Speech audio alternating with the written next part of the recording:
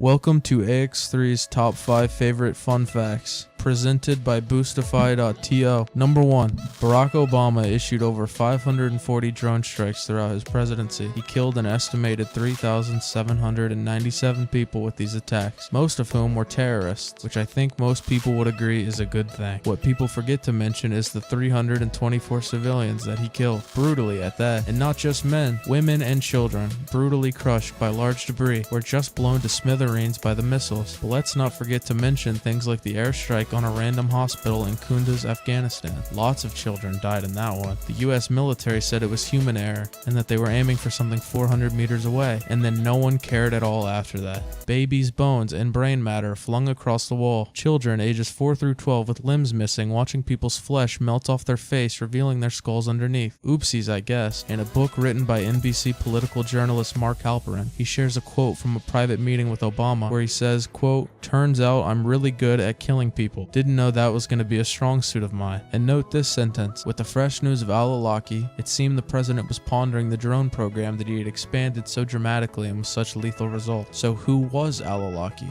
Well, Anwar al-Awlaki, the person he's talking about in this excerpt, was a terrorist, and he deserved to die. Who probably didn't deserve to die, though, was his innocent American son named Abdul, who had nothing to do with his father's antics. Abdul was born in Denver, Colorado, and moved to Yemen when he was a teenager to be with his mother. He was not a terrorist, yet he was killed in a drone strike 2 weeks after his father's death. Well, I was shopping for a new car. Which one's Is this me? a fucking cool commercial? Or an SUV?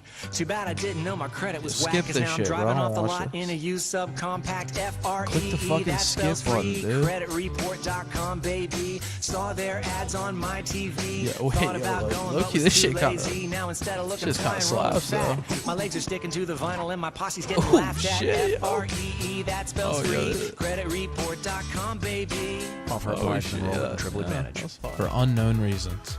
Another oopsie to send a message, or did Obama just want to continue his civilian kill streak? It's hard to say. Number 2. Most of you guys probably know about the Hunter Biden incident. If you don't, pretty much, the second son of the United States president commits a lot of fraud, does a lot of hardcore drugs, and has a lot of sex with hookers. So in a way, he's kind of an American hero, but that's not a very good look, especially when your dad's the president and there's just so much goddamn proof of you doing these things. A website was recently published by a non-profit group simply known as Marco Polo. They are a research group that exposes corruption. It is my personal opinion that their methods to obtaining this information might be a little unorthodox, maybe even a little black hatty, if you know what I'm saying. So I'm not going to link the website, but if you were to maybe search the last name of the president and then type what this is on your screen, and then add media.com, you might be able to find an archive of every photo on his laptop, every photo on his phone, every screenshot on his phone, every attachment on his WhatsApp, and all his live photos.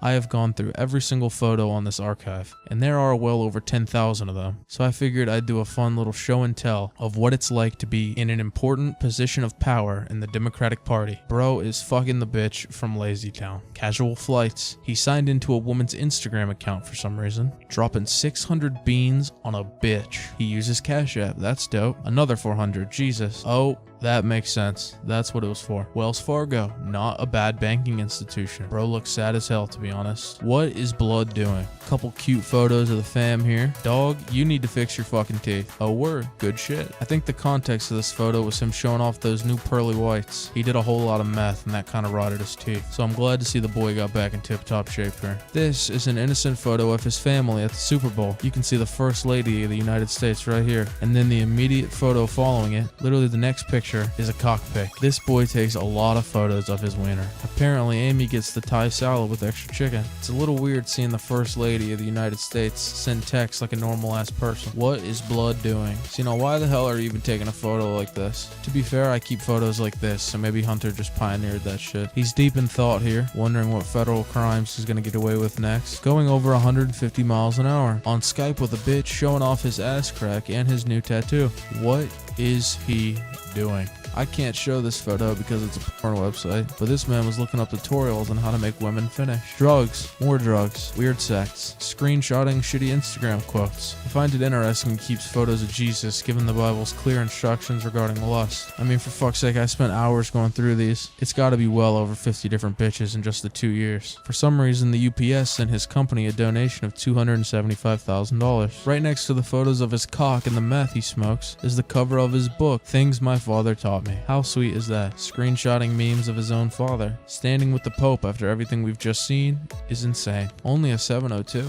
Ugly watch. Get a Submariner. This is actually kind of hard though, low-key. Alright, I think I'm done. Number 3. Apple takes a photo of your face every 5 seconds when you're using your phone. So if you use your phone for an hour a day, Apple will take and store 720 photos of you. There is no way to disable this feature. Apple has taken a photo of you and scanned your face doing pretty much everything imaginable. They take infrared photos that are invisible to the naked eye, even after scanning your face to unlock your phone. But using a certain camera, you're able to actually see these photos being taken. Number 4. On October 24th, 1988, a poodle named Catchy was left unattended in a high-rise apartment in Buenos Aires, Argentina. The door to the balcony was left open, and as Catchy's family, who history only knows as the Montoyas, ran off to attend to other things, the dog became a little too curious and started climbing on the rails. It would eventually slip over the railing and fall 13 stories, landing on top of a 75-year-old woman named Marta Espina, killing her instantly. Edith Sola, a 46-year-old bystander, witnessed what had happened and immediately dropped what she was doing to run across the road and try and help Marta. While her intentions were good, this decision was made without fully taking in her surroundings, and she was killed by a bus that was driving down the main road. An unidentified man, who is reported to have witnessed both of these events, experienced such shock and horror all at once that he ultimately had a heart attack and he would die in the ambulance on his way to a hospital. Number 5. Many interesting things were found in Osama Bin Laden's compound after he was killed. Small detour. I sent a DM on Instagram to Robert O'Neill, the Navy SEAL who killed Osama Bin Laden, and he opened it and left it on scene. This isn't really necessary information.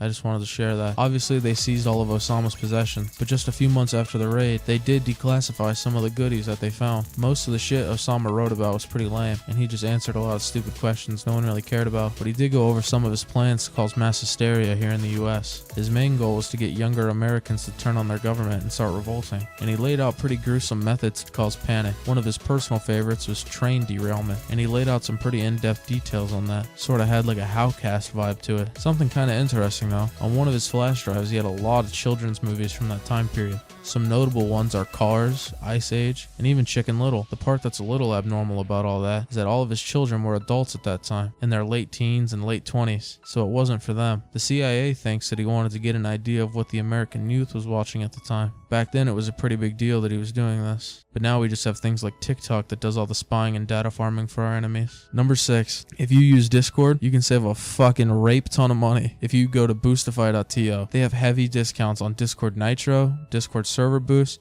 and all sorts of other hoot and handy and hollering on items and stuff. Boostify.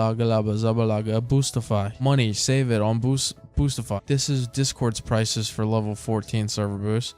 This is Boostify. There's gonna be a whole video out today all about Boostify, and it'll be right here on this end card right here. See that video? You should click on that, you big fucking piece of shit.